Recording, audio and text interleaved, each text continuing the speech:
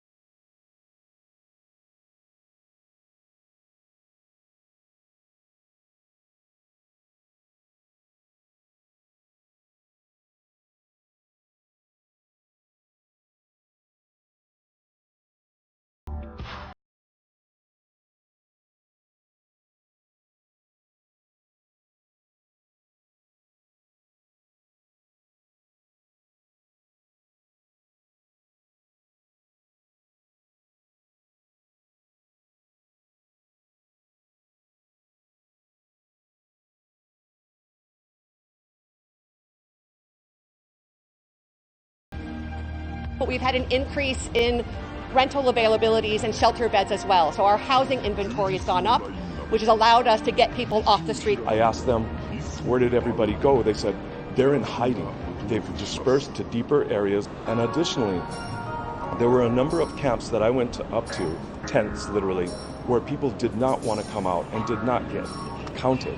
The point-in-time count revealed substantial drops in downtown Honolulu, including Kaka'ako, where authorities have struggled with chronic homelessness.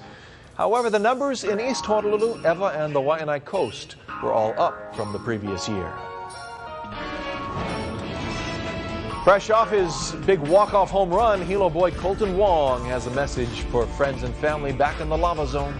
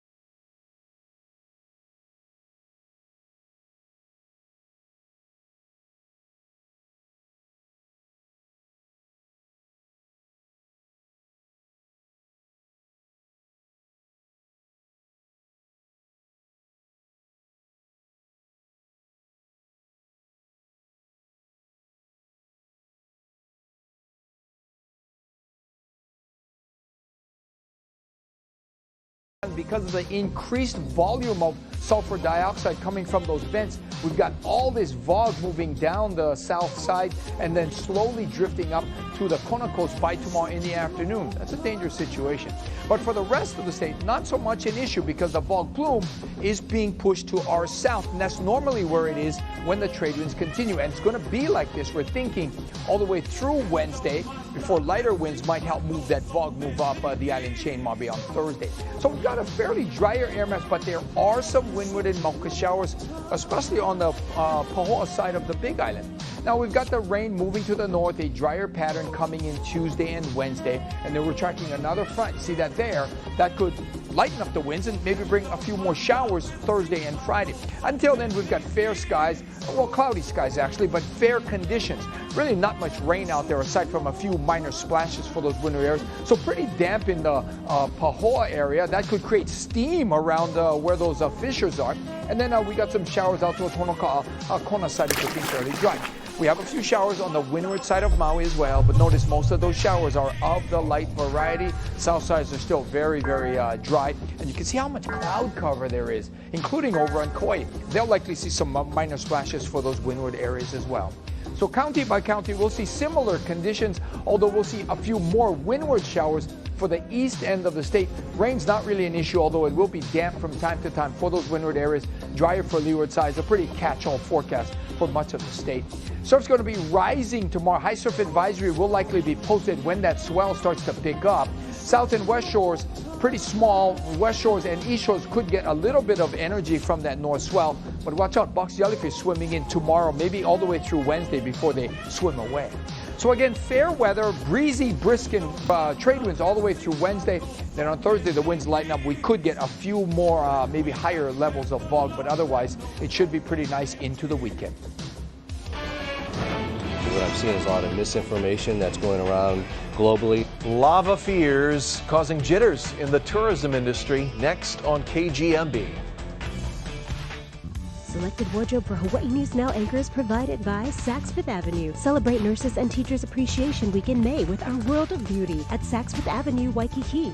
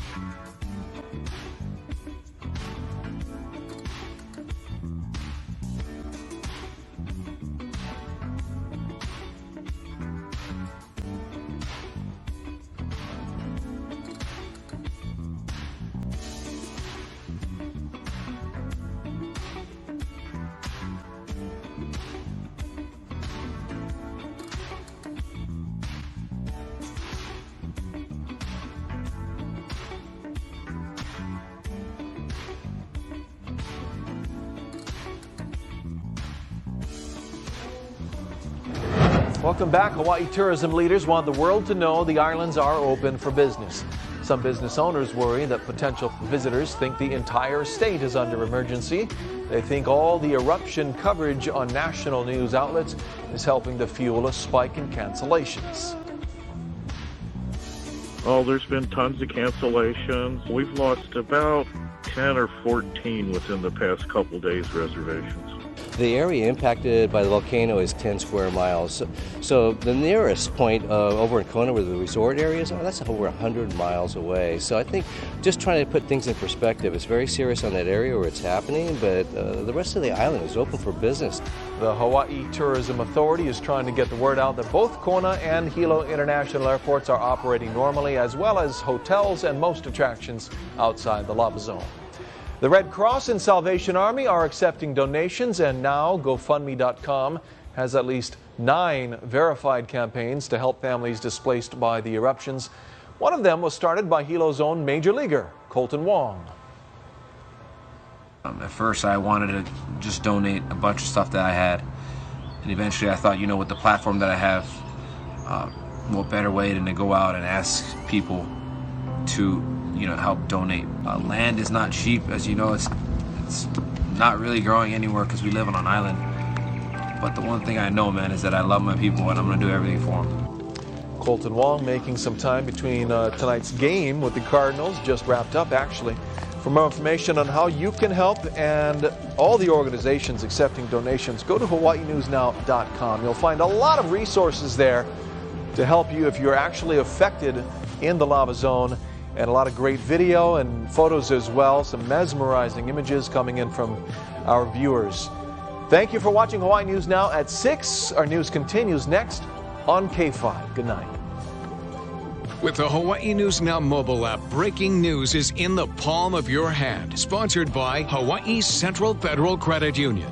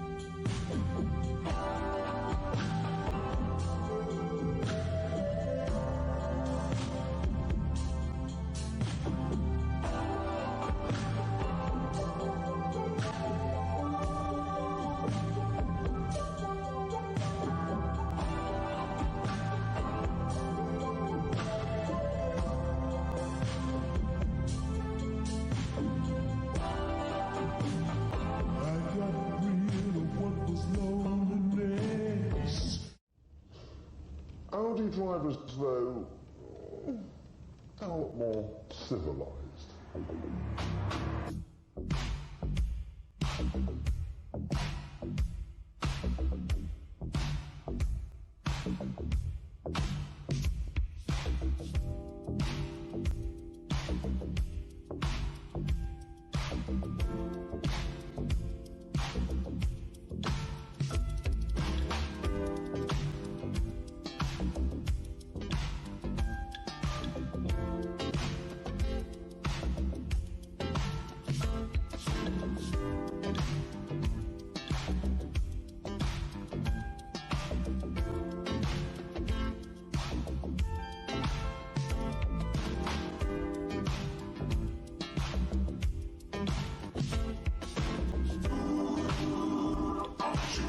Tonight, make it right.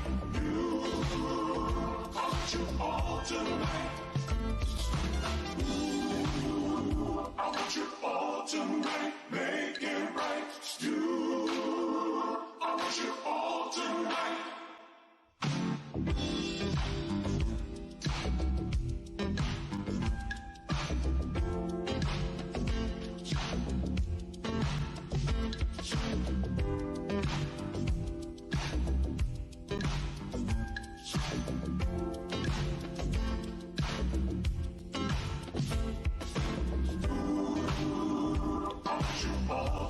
tonight, make it right.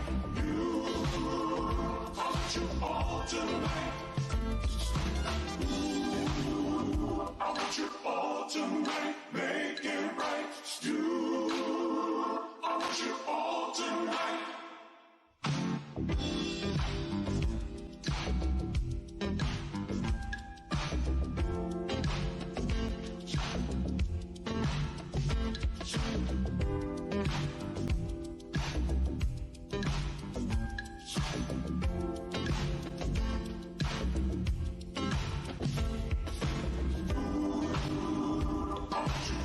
Tonight, make it right. You, I want you all tonight. Ooh, I want you all tonight, make it right. You, I want you all tonight. 柳瀬は引き続きフォルクスワーゲンアウディ社のアフターサービスに努めてまいります。お求めは信頼と実績の柳瀬。Good morning, America. I'm Charles Gibson. I'm Diane Sawyer, and it's Tuesday, September.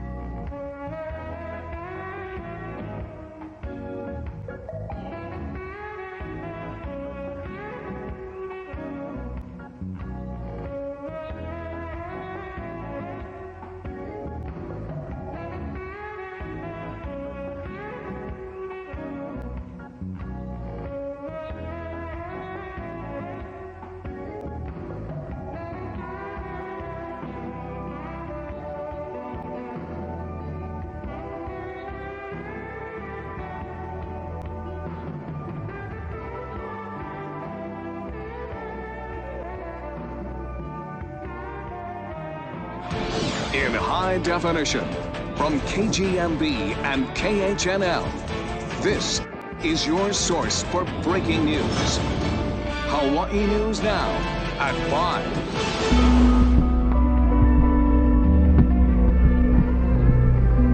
Wow! A path of destruction in East Hawaii as more eruptions emerge at Leilani Estates. This is the newest eruption here. From here, you can feel the intense heat. More than 24 homes now lost. It has honestly been a nightmare for these people. How residents are lending each other a helping hand. Tonight, live reports on the threat to the lava-ravaged community of Puna. And breaking news from the Big Island, where a 12th fissure has opened in the Leilani Estates subdivision. Yeah, this one is just south of Malama Street. Wow! No way, dude. Incredible video shows one resident just 30 yards away when one of those fissures emerged. And here's nighttime video just into our newsroom. It shows exactly where the lava is coming up through the cracks. Authorities are warning everyone who doesn't live in the subdivision to avoid the area, and that's to make sure that Leilani Estates residents can safely get to and from their properties to grab everything that they need. Hawaii County Civil Defense now says 35 structures have been destroyed by lava. Here's a look at where those fissures are opening up in the subdivision. You can see just how widespread the eruptions are throughout Leilani Estates. And that's why right now Highway 130 is still closed between Pahoa-Kapoho Road and Old Kalapana Road.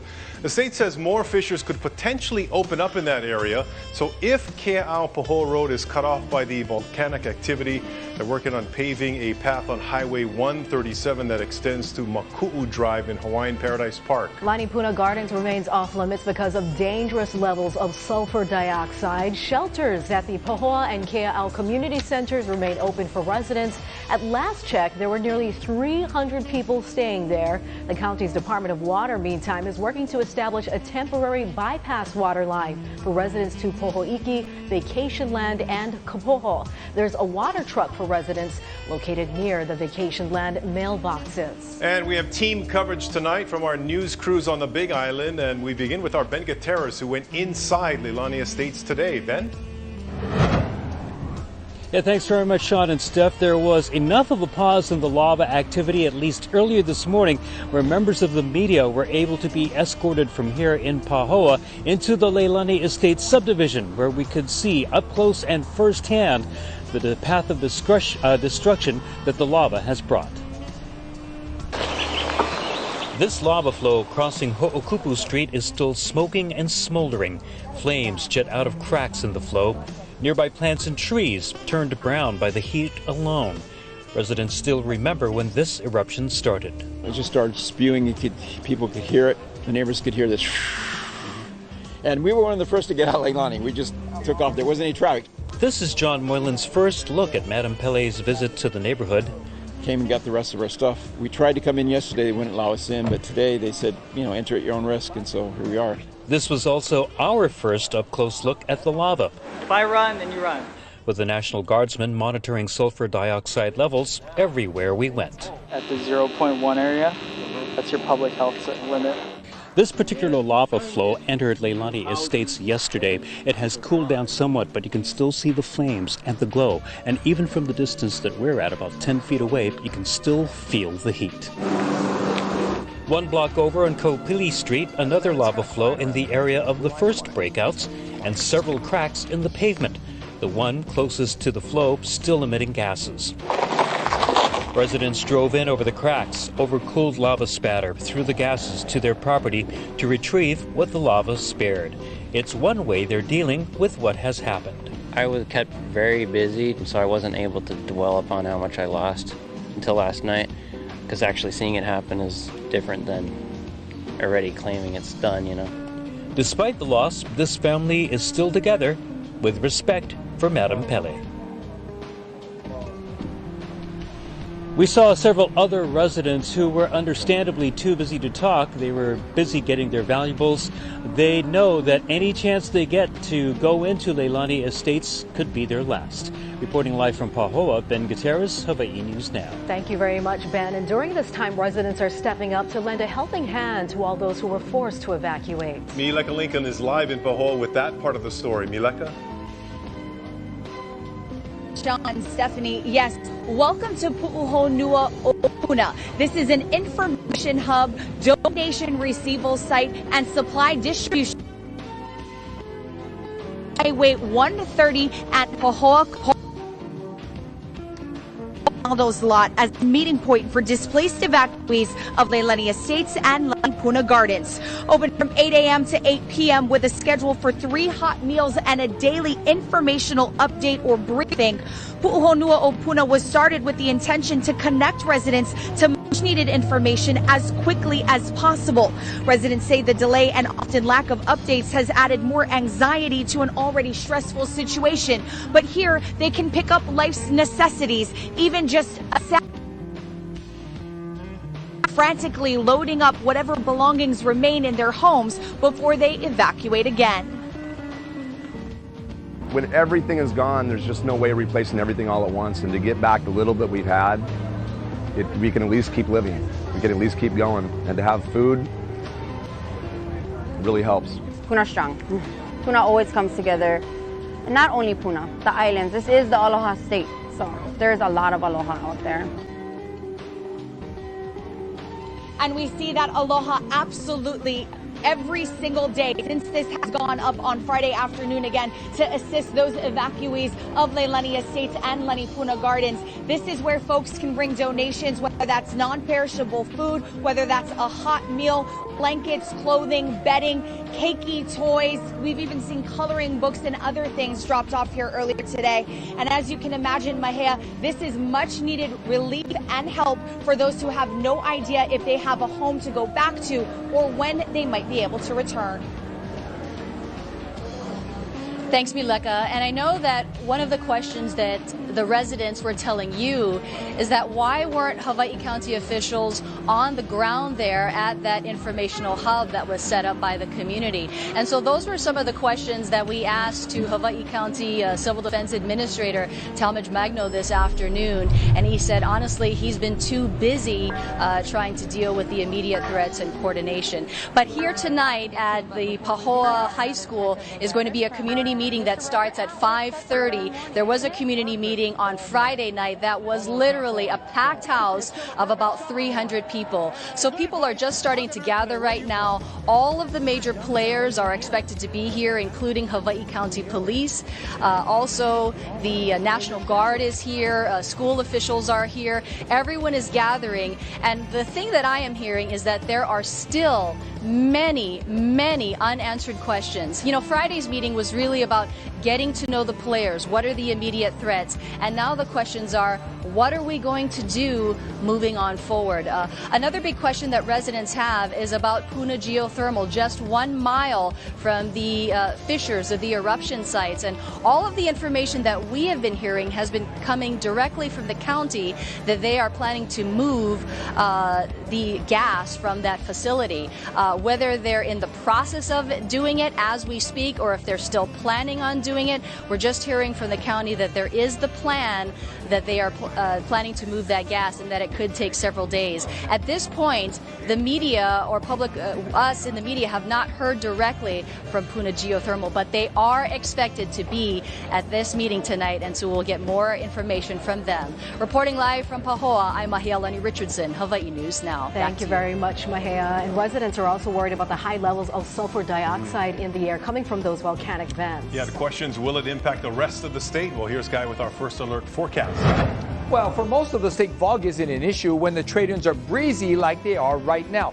We even get comfortable humidity levels. But for the Big Island, the volcanic emissions are always present regardless of the winds. It's especially bad for the communities downwind of the eruptions. The sulfur dioxide especially concentrated from Pahala all the way down to Na'alehu. Then it thins somewhat as it drifts up the Kona coast in the afternoon. The fog plume then gets pushed south of the islands when the winds are coming in from the northeast. And this scenario is expected to continue all the way through Wednesday.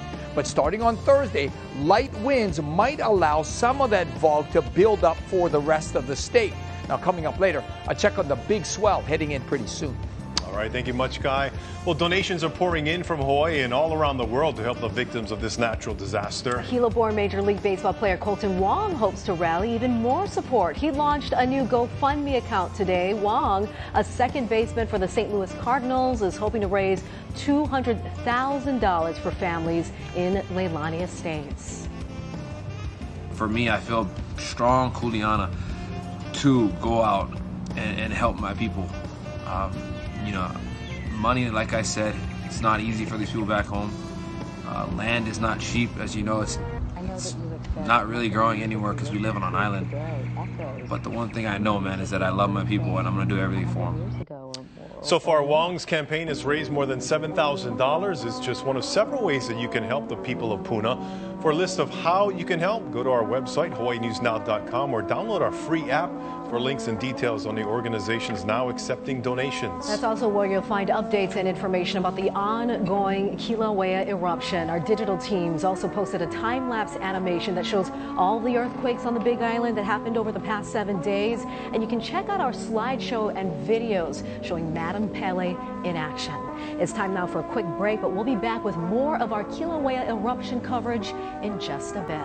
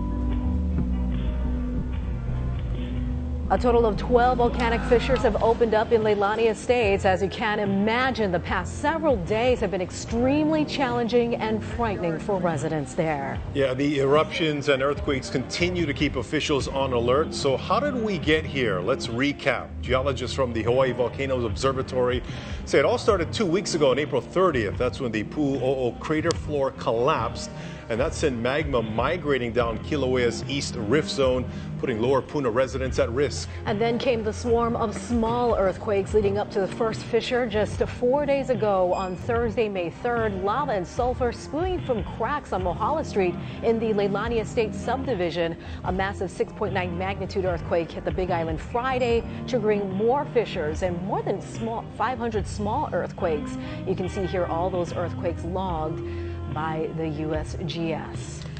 Well, as news of the volcanic activity continues to spread around the world, tourism leaders here are concerned how the headlines may impact the industry on the Big Island. Our Ashley Nagaoka joins us now with more of that. Thank you, Sean and Steph. Tourism officials say there is absolutely no reason for travelers to change their Hawaii plans at this time.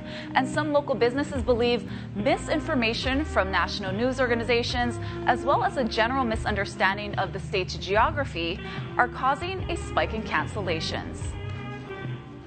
Oh, there's been tons of cancellations. We've lost about 10 or 14 within the past couple days reservations. Robert Hughes says he's been telling guests looking to cancel their reservations that while his bed and breakfast is located in the town of Volcano, it's still about an hour away from all the lava action. I tried to tell them that we're far away from it and there's no activity where we are. They're afraid because they're saying the air quality's so bad. I kind of sent out a standard email to all my guests when people were calling and is it right in your backyard? And I'm like, no. In national news that the whole island is under siege right now, and it's not. Tourism leaders are also trying to help set the record straight. What I'm seeing is a lot of misinformation that's going around globally, so we're really trying to get the facts out. Zaghetti says flights into both Kona and Hilo international airports are operating normally, as well as all hotels and attractions, with the exception of those in the affected area. The popular Hawaii Volcanoes National Park reopened with limited services. The area impacted by the volcano is 10 square miles. So the nearest point over in Kona, where the resort area is, that's over 100 miles away. So I think just trying to put things in perspective, it's very serious on that area where it's happening, but the rest of the island is open for business. While it's unclear how long these eruptions could last, those who have owned businesses near Kilauea Volcano for decades say they're not too worried about this lull in customers. Things will get back to normal. I've lived on the Big Island for 45 years, so I've seen it come and go a couple times. Tourism officials want to remind travelers that Kilauea is one of the most active volcanoes on the planet and has been erupting for the last 35 years. Visitors are encouraged to contact their hotels or activities if they have concerns about the lava threat. Ashley Nagaoka, Hawaii News Now. All right, thank you very much, Ashley, and we'll be right back with more of our Kilauea eruption coverage right after this.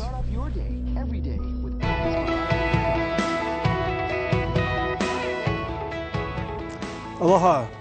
You know, in the last few weeks, our state has really been hammered by natural disasters at both the north and south ends of our main islands. The Kauai flooding and the Kilauea lava breakouts in the Leilani Estate subdivision were extreme and extremely dangerous because the impact was impossible to predict with any precision. Now, those of us who have lived here long enough don't need reminders of how unpredictable and dangerous nature can be in a volcanic tropical state, isolated in the middle of the ocean. And we all know that none of us are safe from these kinds of unpredictable events. We can only be thankful that there's been no loss of life, which is no doubt due to the continuous state of vigilance that is part of life in Hawaii. Now, while these events demand a government that is ready and responsive, it should not be forgotten that we as a people have the responsibility to take care of ourselves and our huge visitor population. So for those impacted directly, the loss and damage to homes and property is tragic, and we wish you fast recovery, both physically and emotionally. And for the rest of us, let's support our neighbors, for who knows when we will be depending on them to support us.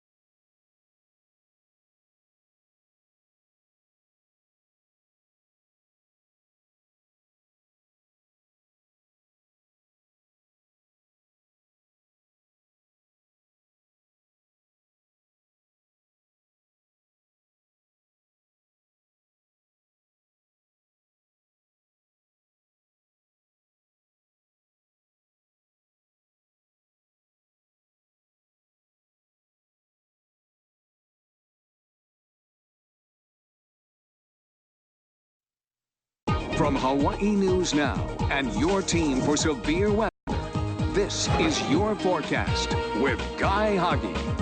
It's not a washout, but small kind squishy this afternoon, especially for windward and Mauka areas. And we do have those brisk trade-ins. Look at them, 22 miles an hour at the airport.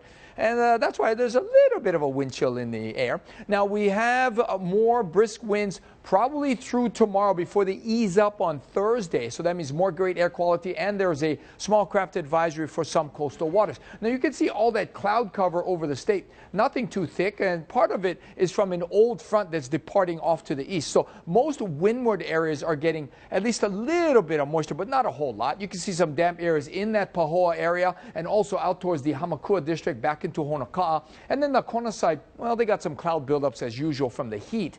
And the windward side of Maui, they got some light scattered showers too, nothing too heavy from Kapalua all the way back into Waihe'e.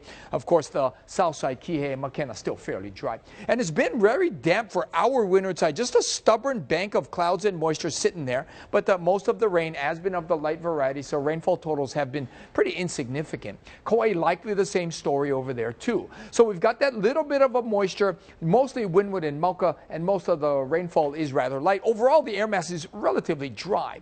And the rain's going to pull away to the north, a drier pattern probably through tomorrow. And then on Thursday, we could see a different scenario start to shape up with the lighter winds. But until that happens, we've got these brisk winds all the way across the state. Windward side is likely to get a few more light showers, drier for leeward side, temperatures running into the middle 80s for some leeward spots. And, it's still going to be pretty much a hazy skies for the east and south sides of the Big Island. Now, the surf will be rising tomorrow in the afternoon, a big one. High surf advisory will likely be posted for the North Shore with a minor wrap for south and for east and west shores.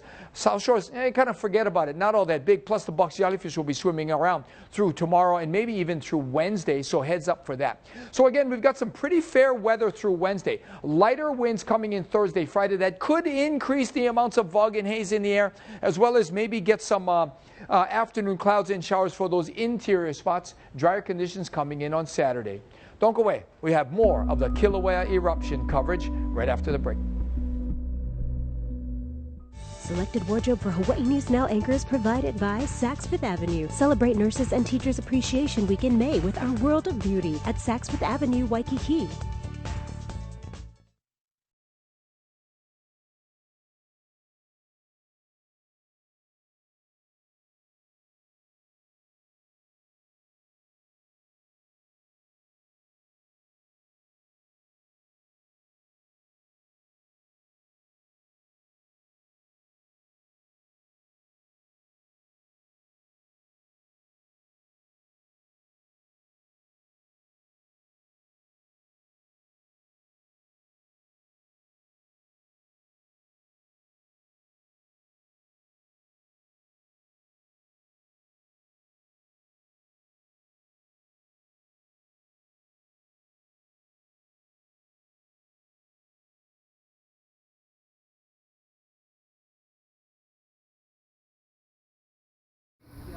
Ready? Okay. Walking. Walking. All right. Come get your toy.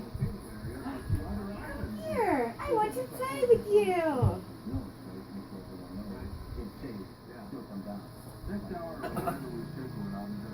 Close. Good job. Yeah, let him have it in his hand, I think, maybe.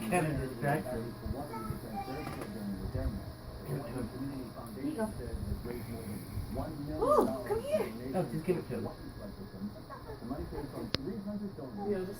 Yeah, that's true. Walking. Come get it. Good job.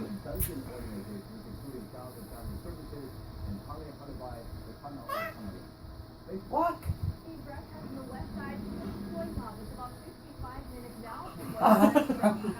Just push him back up. Very good. Bubba, move. You did good too. What's up, Bubba? Look at the baby. Look at the baby. Look at the Bubba. Oh, Bubba's so sweet. That's one way to move him. Good job. You so big boy.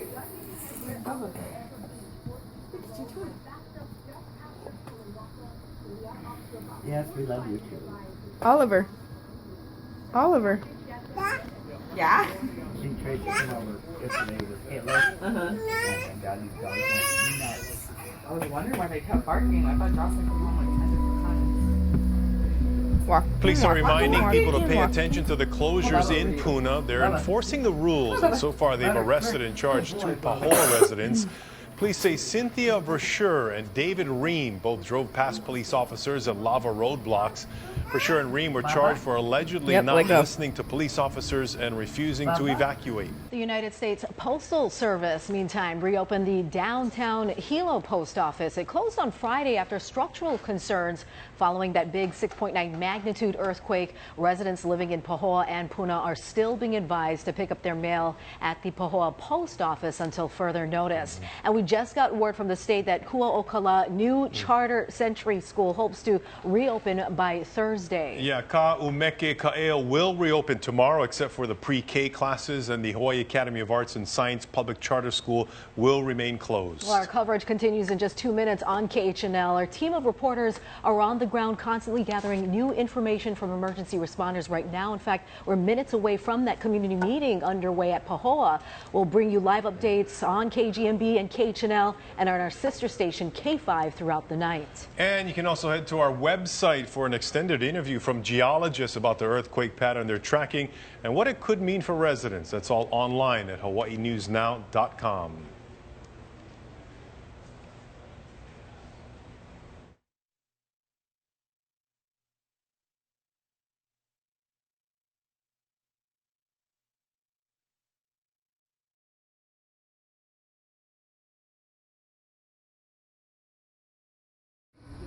Ready?